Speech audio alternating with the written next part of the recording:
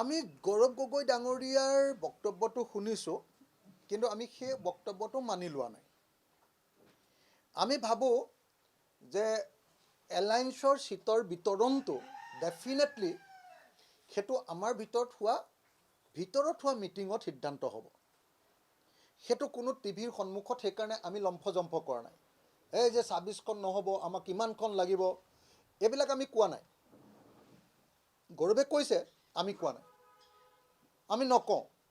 আমি এলায়েন্সৰ ভিতৰৰ মিটিঙত সেই কথাটো উত্থাপন কৰিম, আৰু এলায়েন্সৰ ভিতৰৰ মিটিঙত আমি সেই কথাটো উত্থাপন কৰি আমি সেই কথাটো কনভিন্স কৰিবলৈ চেষ্টা কৰিম যে একচুৱেলি কোনে কিমানখন আসনত খেলিলে আমি বিজেপিক হৰুৱাব পাৰিম।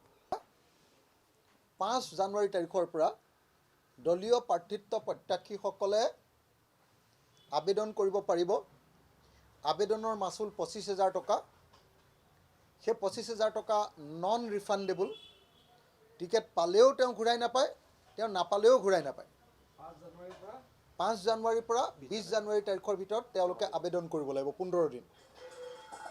আৰু এই সম্পৰ্কে একদম সঠিক সিদ্ধান্ত ল'বৰ কাৰণে কোনে ক'ত খেলিব তাৰ পাৰ্টিৰ ডিচিশ্যনটো, যে আচলতে ৰাইজৰ দলে ফাইনেলি কেইখনত খেলিম, তাৰ পাৰ্টিৰ সিদ্ধান্তটো ল'বৰ কাৰণে আমি অহা 8 তাৰিখৰ দিনা আমাৰ ৰাইজৰ দলৰ প্ৰতিনিধি সভাখন হ'ল আমাৰ সংবিধান অনুসৰি সৰ্বোচ্চ নীতি নিৰ্ধাৰণ সভা, সৰ্বোচ্চ ক্ষমতাসম্পন্ন নীতি নিৰ্ধাৰণ সভা। অহা 8 তাৰিখৰ দিনা পুৱা 8 বজাত আমি